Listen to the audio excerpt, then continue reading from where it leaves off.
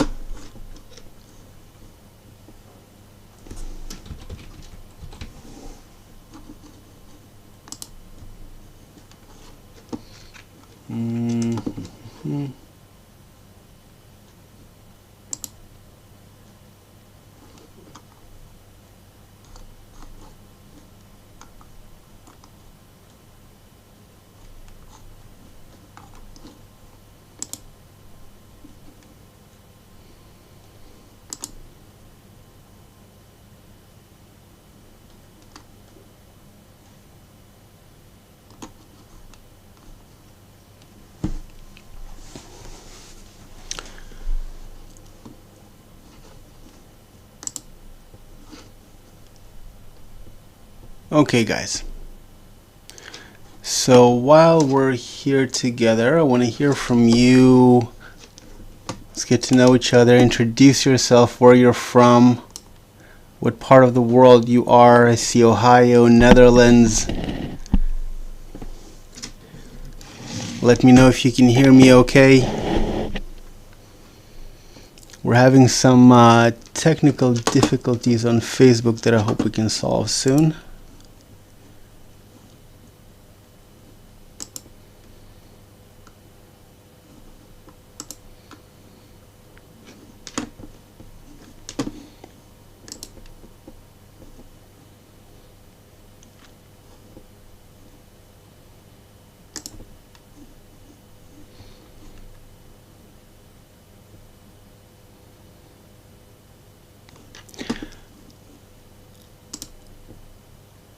All right, guys.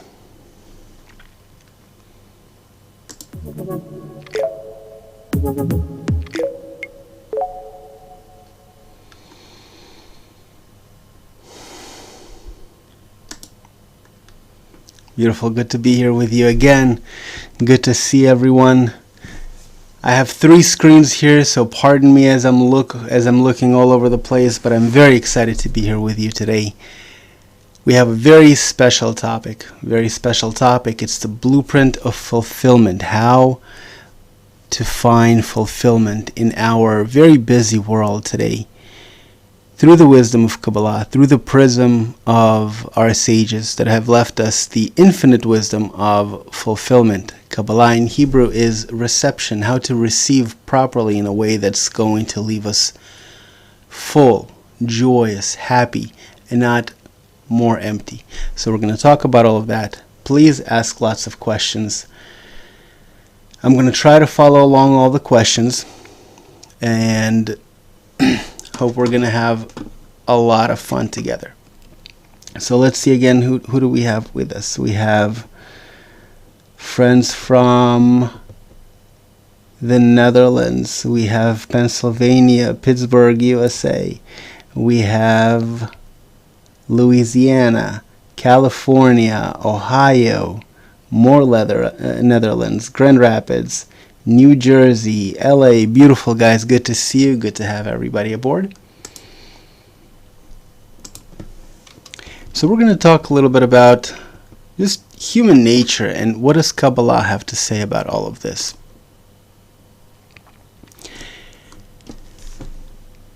Every ancient culture, and especially the wisdom of Kabbalah, spoke about something that drives evolution from the very still through the vegetative levels, the animate, the human, and the human level is a very special level. It's a level that differs from all other levels of nature. If you look at, well, rocks, they're rocks, right? Mountains, boulders, everything that's inanimate essentially is. The moment you move into vegetative, you already start beginning seeing some life, some drive, some functioning mechanism, some system that operates in order to sustain life, to multiply, to procreate.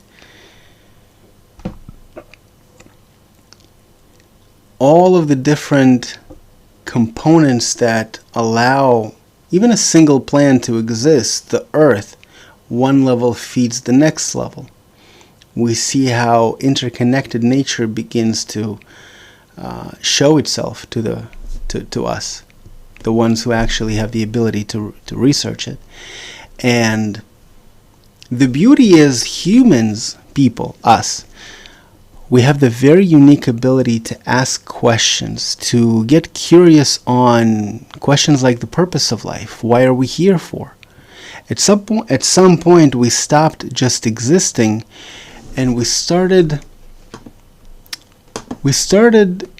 asking questions. We started asking questions like, why are we here for? What created us? Where are we going? These questions aren't characteristic in nature.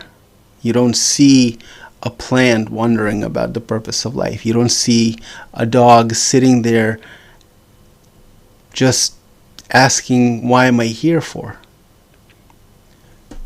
All previous levels of nature, all previous levels of evolution before humans, they are essentially operating on set laws that have full control over them, whether it's instincts, whether it's environmental factors. And yet people seem to be almost disconnected from this. We seem to move much more freely. We seem to be able to explore the whole world, ourselves even a little bit. And the things we've discovered through science and our curiosity have opened vast plains that were unknown before. And yet if we look at today, and even 100 years ago, 50 years ago, we see that we live better than kings used to. We have the most technology that allows us most of the world, a lot of the world, a very comfortable living. And yet something is still missing. Something still pushes us forward to ask questions, to try to break through some invisible barrier into some invisible plane, something as if something is calling us from beyond the veil. And Kabbalah speaks about it very plainly. Because in Kabbalah we are taught that everything is nature. All levels, whether we perceive them, understand them, or they're above our perception and understanding, they're all levels of set laws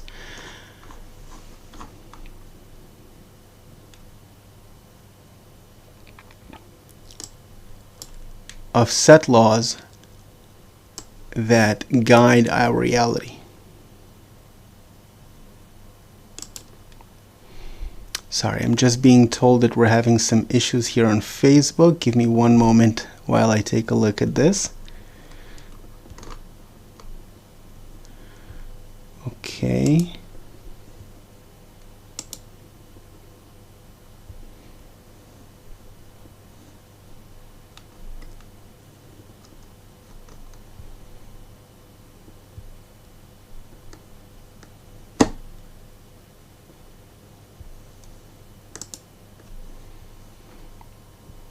I seem to be having an issue to go live.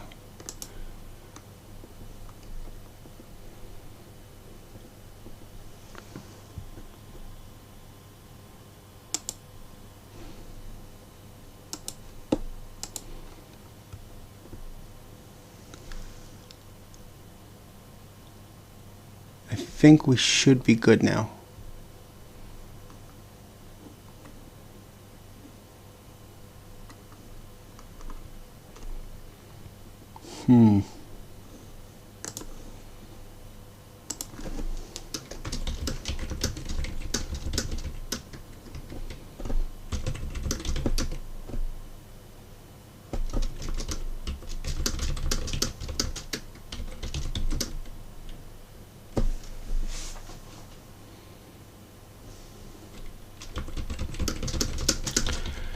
In any way, if you have any questions in the meantime, I'd like to encourage you to ask. I know YouTube is working just fine. We're having the issue is on Facebook's end, but that's okay.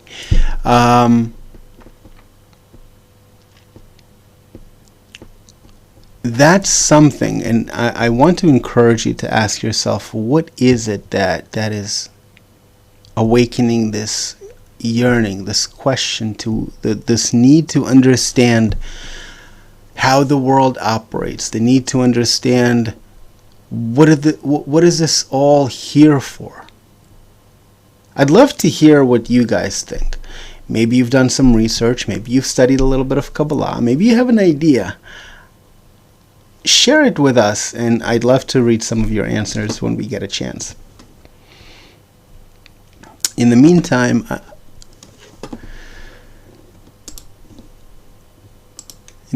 we're gonna go through the slide here.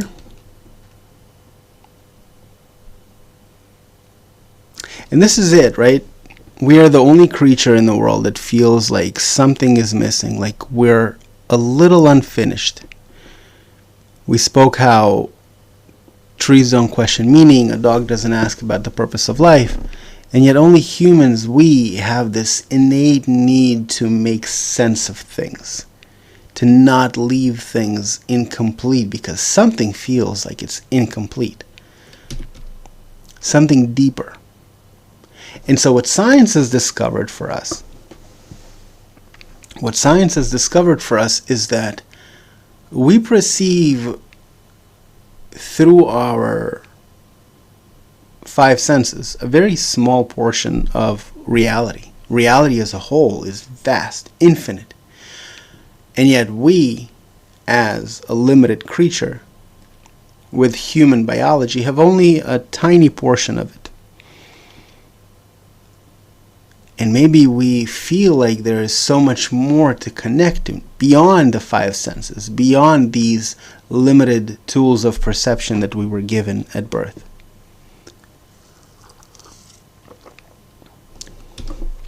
So how do we do that? How do we connect beyond our limitations? This is where the science of Kabbalah, the wisdom of Kabbalah comes in. Again, we're seeing how we're going through the four stages of development: the still, the vegetative, the animate, the human.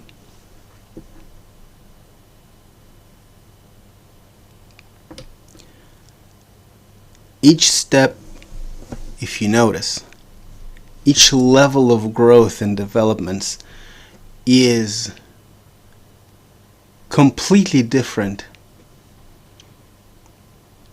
in its quality of perception, in its quality of awareness, in its quality to be able to interact with the world around it, to perceive the world around it,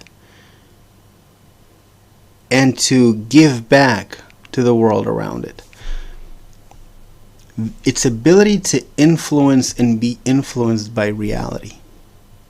That level of interaction is completely, qualitatively, essentially, vastly different between a rock, between a plant, an animal, and a human. So if we look at these gaps between the stages of evolution, how can we begin to perceive something that is so much more vastly a version of ourselves, of this step of evolution, that is able to perceive and interact with its reality on a completely different level. I mean, today, science is talking about how thought, how your mood influences reality, your own reality, how thoughts direct reality. And so suddenly we jump to a much higher level, where the way I feel, think, and interact with others, the quality of my connections, begin to influence the world around me, begin to influence the quality of experiences that I get to experience in my life.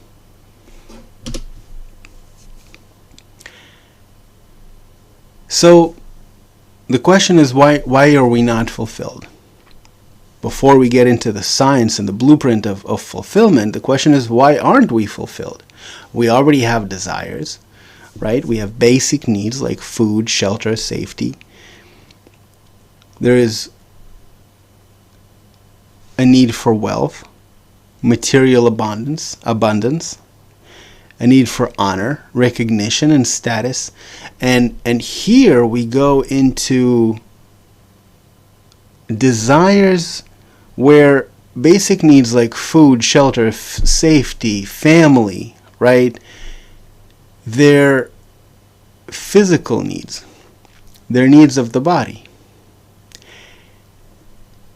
We see that wealth is a material desire. I want to create this safety, security through wealth.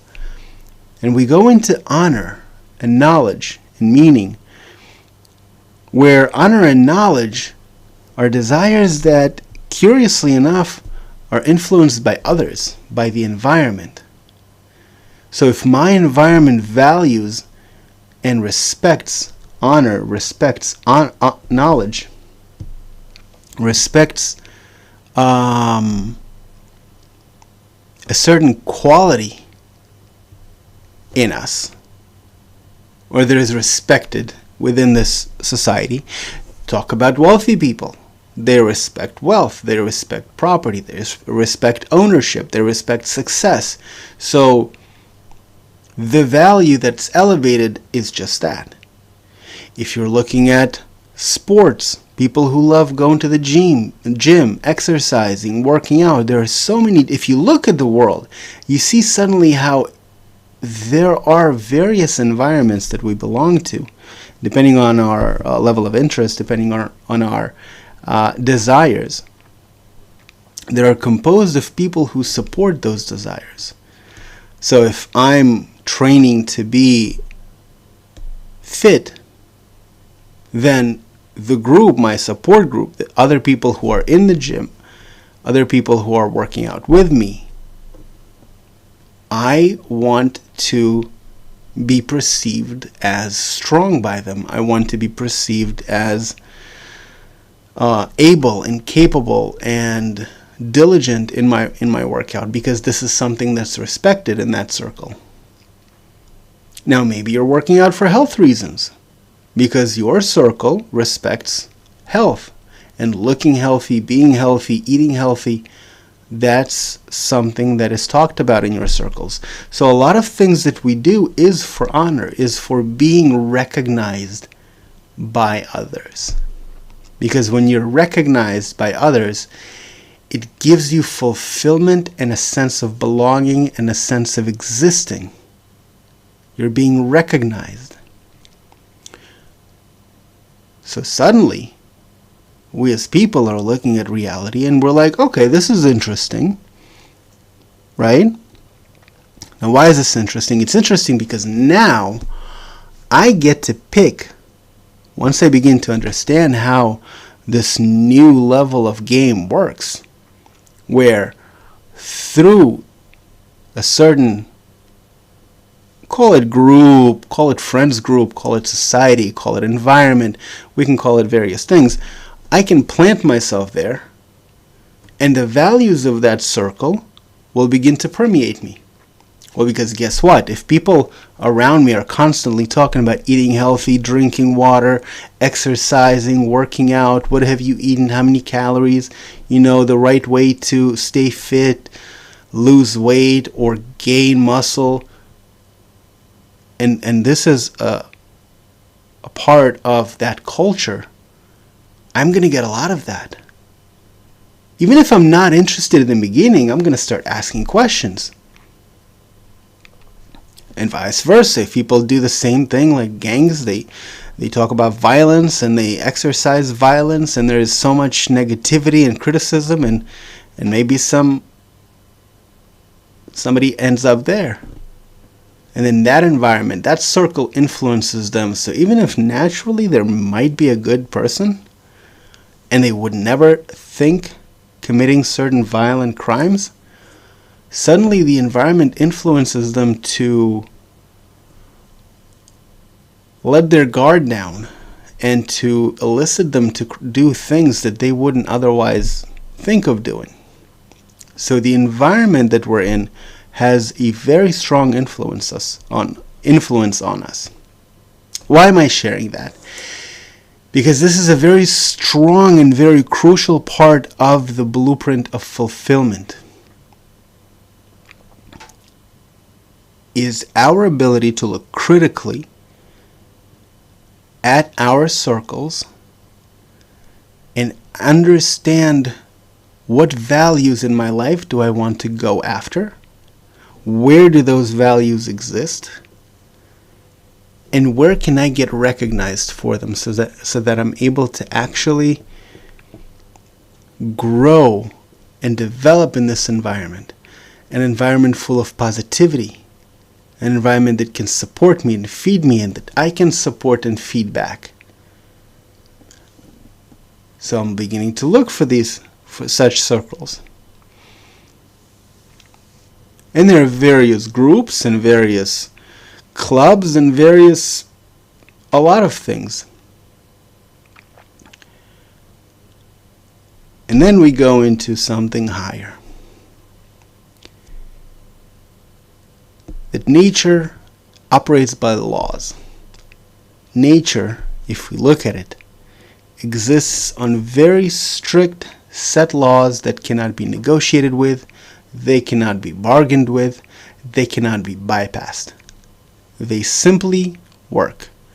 Laws like gravity, there are spiritual laws, there are various laws that influence all aspects of life, all aspects of interconnection, all aspects of relationships, all aspects of wealth, all aspects of life, from the smallest to the greatest, all operate through laws. And so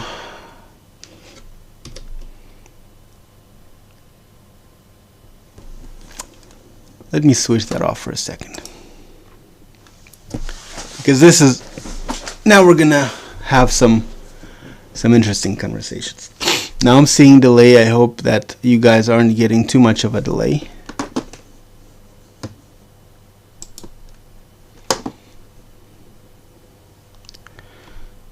One second. We're still trying to connect.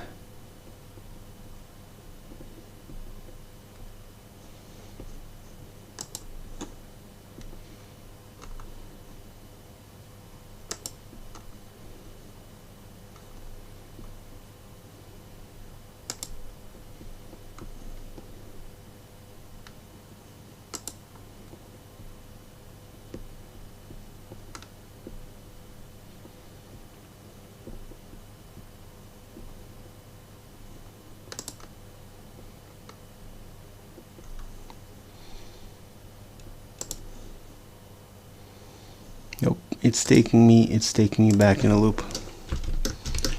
Taking me back in a loop to set.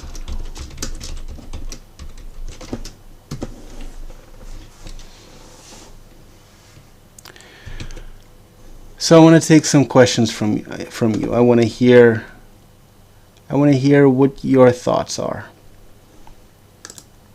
We have Sue from Ireland. We have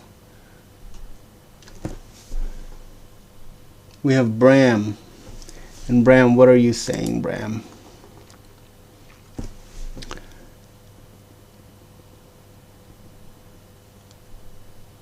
That you can overflow yourself with books and study and gradually become the material you are studying. That's part of it. That's part of it.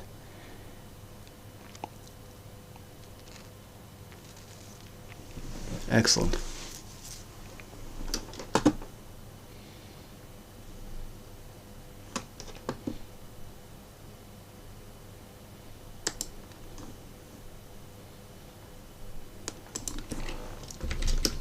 We're having just a little bit of technical difficulties here. Sorry, guys.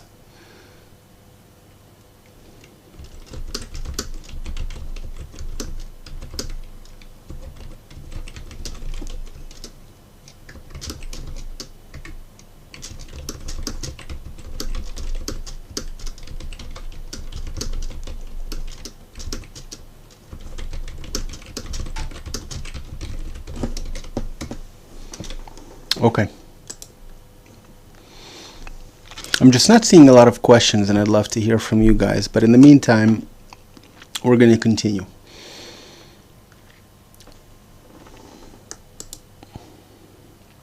So we were at the spot of perception of reality, where a person begins to see how he's actually influenced his values, his belief system, his ability to grow and develop into his next version of himself through the environment, through the people that he surrounds himself, the book that he reads,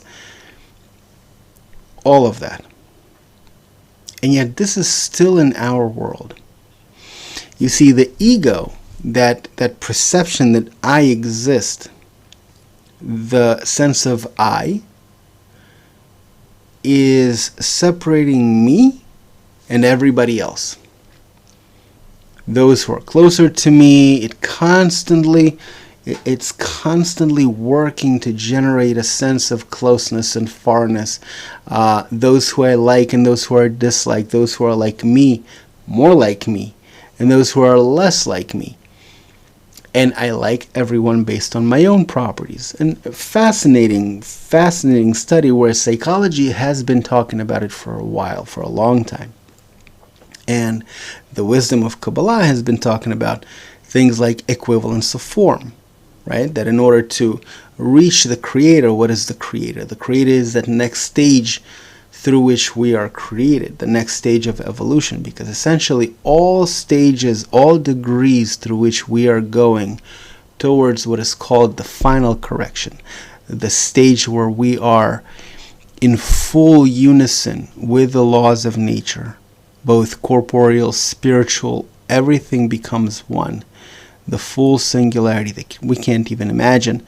All of this becomes one. There are stages through which we go to. And so each stage has already been predetermined. In fact, my ability to, my preparation for this stage, that's what causes me the desire, the sense of lack.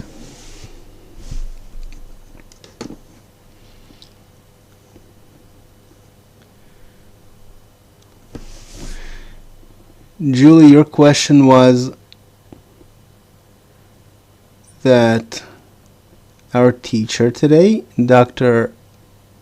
Dr. Michael Lightman, said that we are all just dreaming in this reality. Why does this state matter? It's a good question.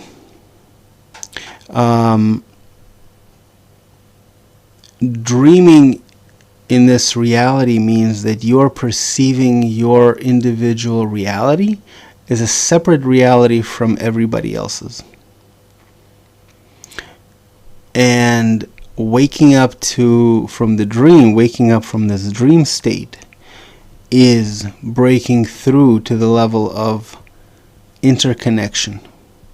Now, the actual breakthrough, and this is a part of what we study, happens when we work according to the laws that the sages have passed down to us, who have actually attained the full scale of spirituality and have left us set laws, because they can't, it's like they can't tell us how something is. They can't pass to us an experience, right? Just like you can't share an experience with a toddler about what it's like to drive a car.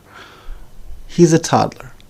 He can play drive in his play car, but he can't have the full experience of what it's like to drive a car or experience certain foods, right? Because he's not ready for those foods and he hasn't experienced it, so his palate doesn't have the taste. So flavor isn't something we can share in the wisdom of Kabbalah.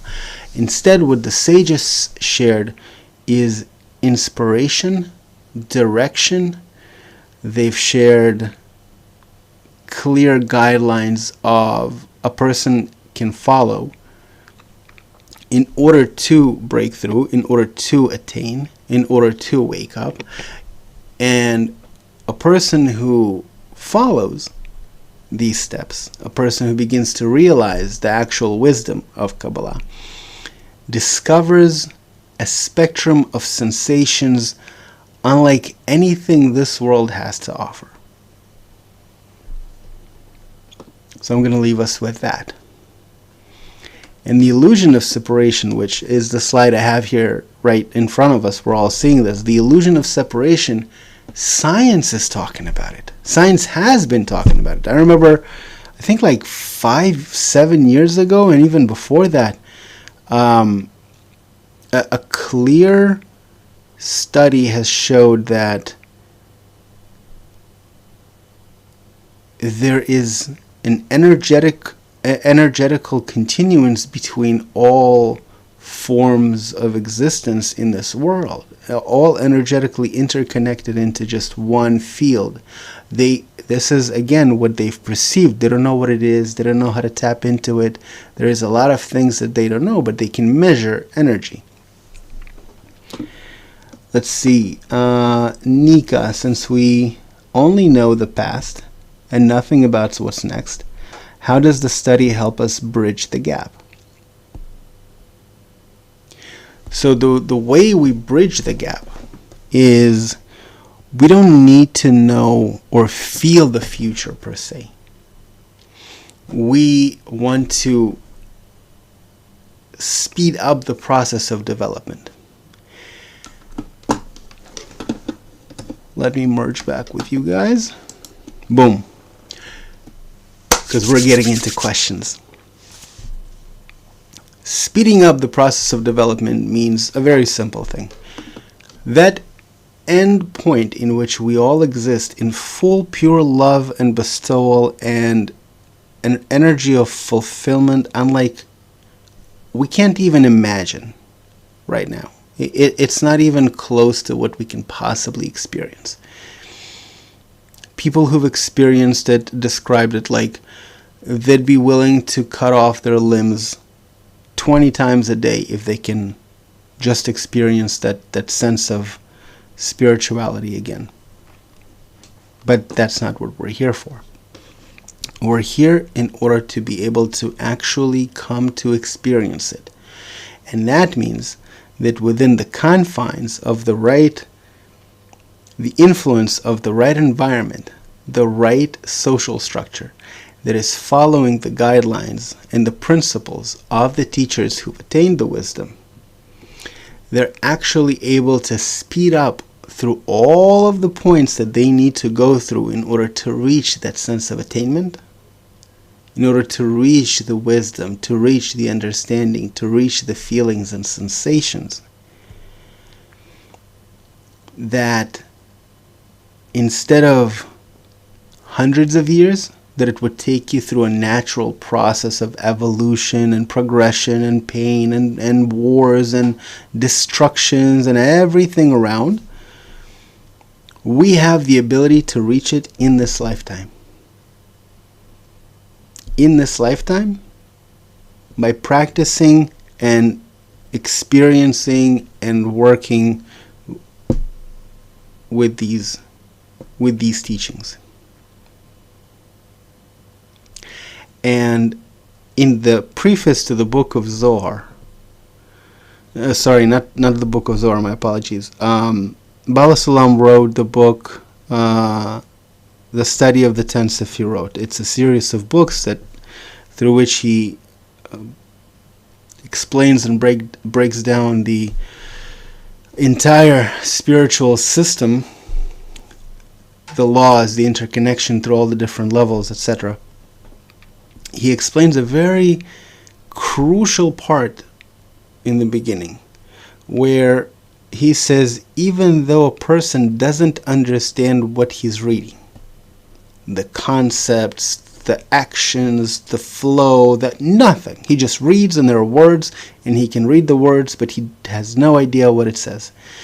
Even though a person is at the state where he's like, I have no idea what anything is, the mere fact that he wants to understand, the yearning to understand, the effort to understand, develops within him the ability to gradually soak it up, soak it in, all the light that is embedded within these words and letters and the combination.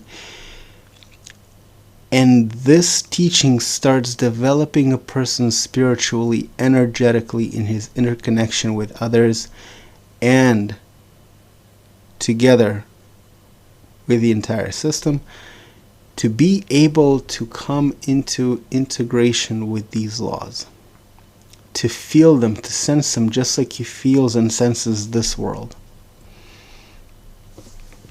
We have Reality Expansion Vault is asking, if we're basically just grown-up babies who keep wanting new toys, jobs, vacations, status, whatever, then what actually makes us grow beyond that?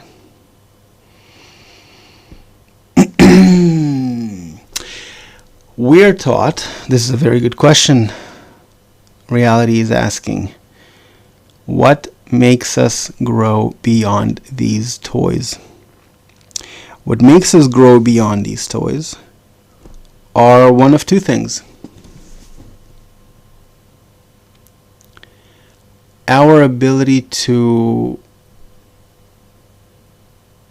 our connection or planting ourselves, so to speak, in an environment that demands more of us, right? So I have to grow in order to receive something back from this environment, to be seen. Or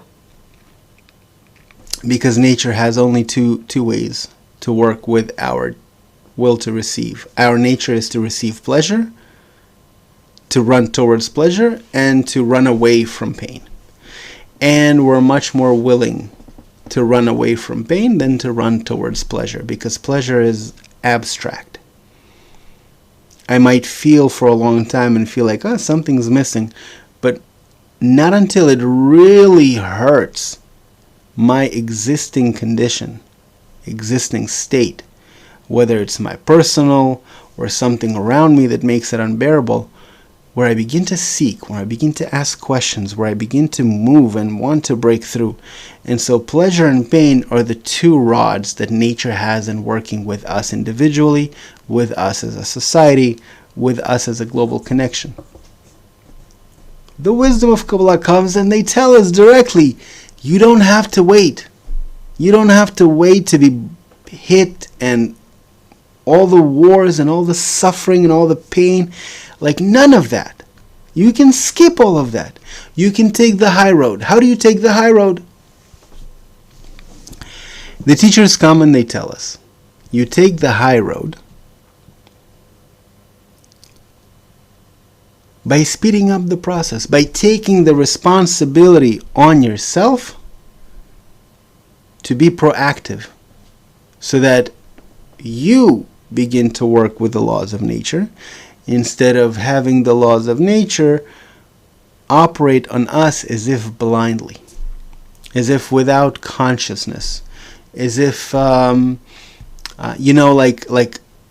a rider on a donkey. How does a rider on a donkey make a donkey move?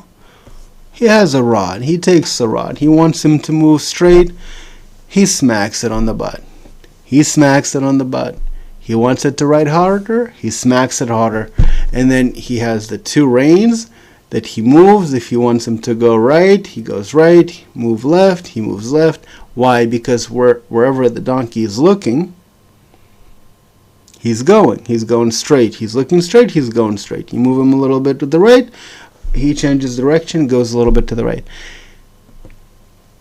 Our psychology operates in very similar terms. And maybe what I'm trying to communicate is the beauty and vastness of what our teachers have to offer, of what this wisdom has to offer. It's written, "Come and taste that the Lord is good." It means that you have to come and you have to give it a try. You have to open up a book, you have to join a study group, sign up for a free course, give it a taste. Experience it for yourself. Then when you've experienced, you can say, maybe it's not for me yet, or maybe it is for me yet, but you've tasted, you already have something through which you can make a decision.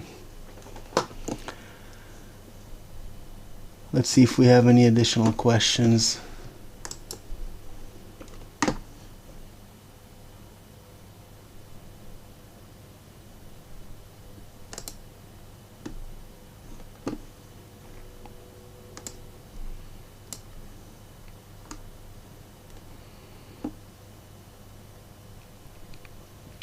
So the question is, what are we here for? To reconnect with the Creator. As though we are meeting someone we have always known, like recognizing an old friend. This is an interesting question from the Reality Expansion, probably asked a while ago. I'm just seeing it now. But it is. The challenge is that we're looking around, and if we really look around, we see that our world has gotten somewhere to a point of huge tension. Whether it's between countries, between people, I've never felt it like that. Everything separates us now. You know, you're the wrong ideology, you're not thinking like me, so everything has gotten so sharp suddenly. Did you notice that? And there is a reason for that as well. And now with the introduction of the different technologies, it's like, what's next? What's next for us? Can we pause for a second and just think, how do we actually, not what I'm against. Forget the whole, I don't like something, or I'm against that. What are you for? What do we stand for? What do we want to stand for? How do we want to see our life? How do I want to live with my neighbors? How do I want to live in my family? What kind of relationships do I want to have in my family, with my neighbors, in my country? How do I want my country to have relationships with other countries? How do I want the world to look like? What can help us do that? How big of a mission, how big of a value, how big of an importance of a certain value do we need to have in order for me to live in such a society, to be a part of such a world? How do we get there?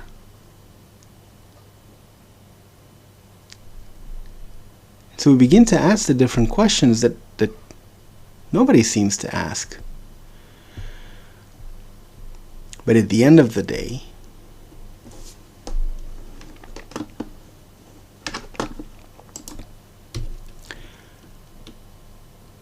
at the end of the day, we have the opportunity to take the development of our life and the direction that the world is developing towards into our hands. I am taking questions. The one and only. Please ask me questions.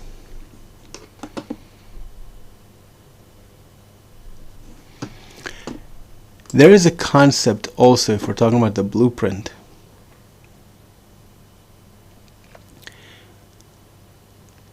where we have our world and the spiritual realm, the realm that is almost disconnected from this world and is connected by a very thin connection, almost like a spark of light came down and just created this entire thing. In order for us to ascend and be able to work by the laws of the spiritual realm. Each of you who is sitting here now and who's listening has what we call in Kabbalah a point in the heart. It's a point that is very quiet, but it awakens sometime. All of you have felt it, certainly if you're here, that is asking these questions, these hard and sharp questions sometimes, almost like a gnawing feeling that's like not letting you rest, not letting you go. It doesn't let you be satisfied with everything this world has to offer. And it seems like, what is this thing? And this is actually a spark, a little part of what's beyond, of that grand root of your soul that is calling you back, calling you to return back to it. You specifically. And the signal is an invitation.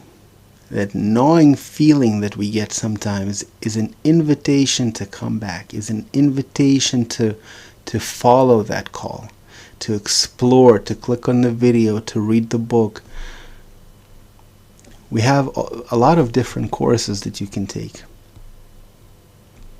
And all of them are simple to understand. They give you very clear,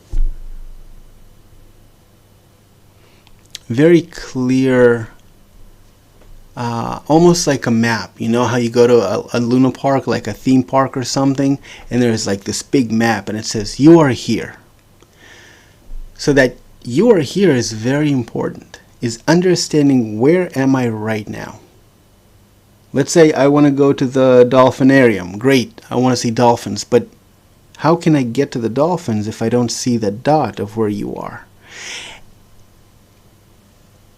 And so, understanding where you are is an important part of this blueprint.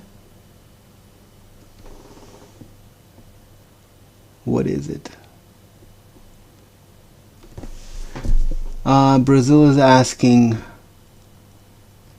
if I know that, how is doing 100% of wills received?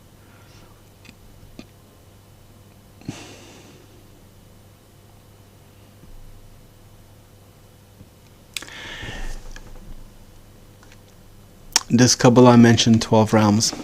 There's 125 different levels of spirituality. But all you need to do is just get on the first one. Once you get on the first one, your soul takes over, and you already know, once you get to the first level, the first degree, once you break through it,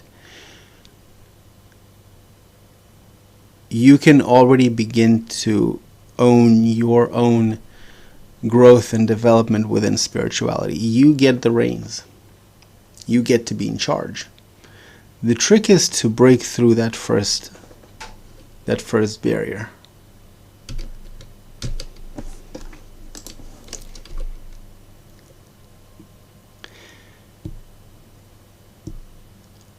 And so connection, right? A lot of you have been asking, what is it? Connection. Natural evolution of nature, through all of the different levels, has been going from single cell organisms, and then once the cells connect, they create a multi-cell organism, all on different levels. The connection between the forms of life creates a much higher form of life.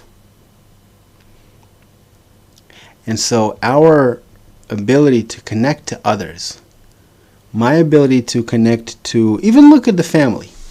I love talking about the family because the family is such a great example of how spirituality can practice on the very basic fundamental cell, which is the family.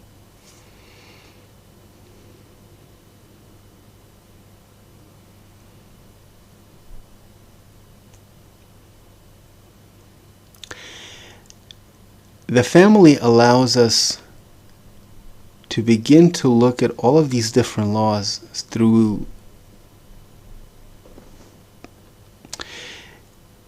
it allows us to see how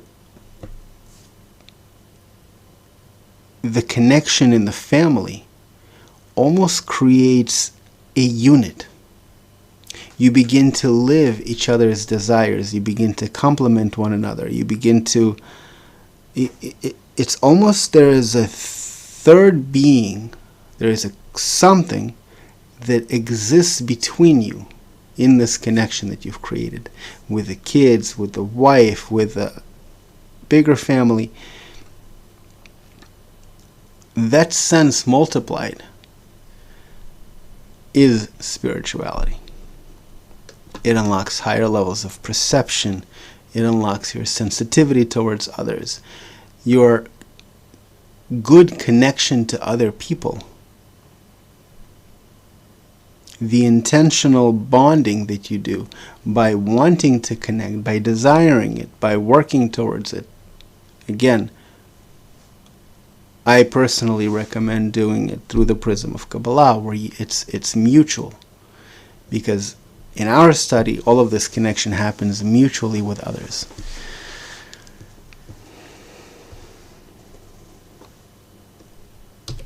That speeds up your development. So I'm going to open this totally for questions in this last final 5-7 minutes that we have. So if you have questions, ask. But in the meantime, if you are interested to check out what we have, to listen to some of our courses from some of our instructors, to get a clearer breakdown of this blueprint, of this roadmap towards something higher, towards real fulfillment, towards something that's finally going to make sense of how the world works and why people operate the way they operate and why we do what we do, and what is the purpose for everything that is happening and how can I get there faster. If you want answers to any of these questions, I'd like the moderators to drop the link once again to the different Kabbalah courses that we have.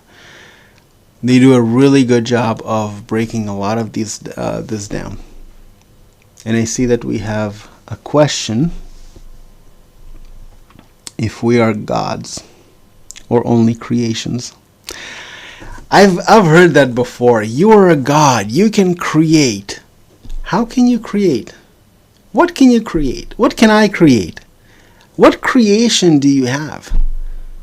I, as a man, I can't even create life. I have to have, it's the unity between the essence of a male and a female in the right combination, in the right atmosphere, creates the formation of life. But the formation of life, nature is doing all of the work. All it does is it takes the connection, the unity that you've created, even on a biological level, and begins to grow something out of it. Nature does all of the work. What do you do? What do I do? You want to certainly create the best environment for it. We hear that listening to good music helps, and eating healthy food helps, and all of these different things, but you're just creating an environment for nature to do its work better. But nature does all of the work. There is this force that operates through everything, that runs everything. And it doesn't need our permission to do. It works through specific laws. We can only learn how to work with it, just like we've done in our world by learning how to fly planes and all of this. We don't magically learn how to fly. We understood the laws of nature and how to use these laws of nature in order to take a massive multiple ton plain piece of metal off the ground. Unthinkable. But it's us understanding the laws of nature operating our current reality in order for us to achieve a certain goal.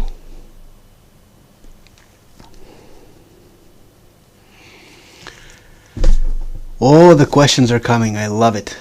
Did God only make us? Is what I'm asking. Did God only make us? The Creator created everything.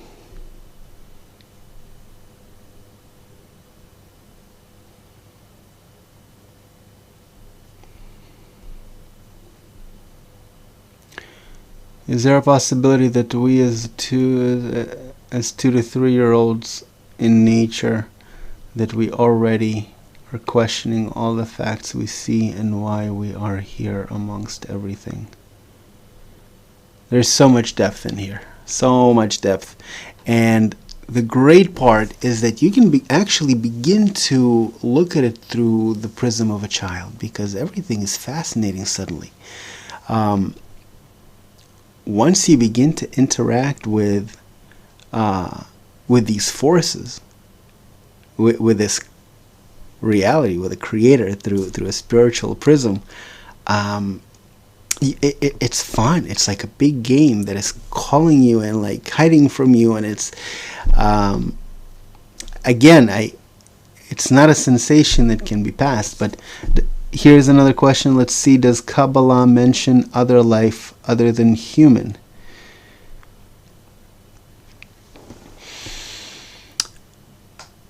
Not in the sense that we're thinking about, right? We're thinking about these humanoid creatures of some alien intelligence that exists, and we're still thinking through the prism of our biology, and we're still thinking in the prism of the confines of this world and this planet or other planets and other solar systems, etc., etc., etc.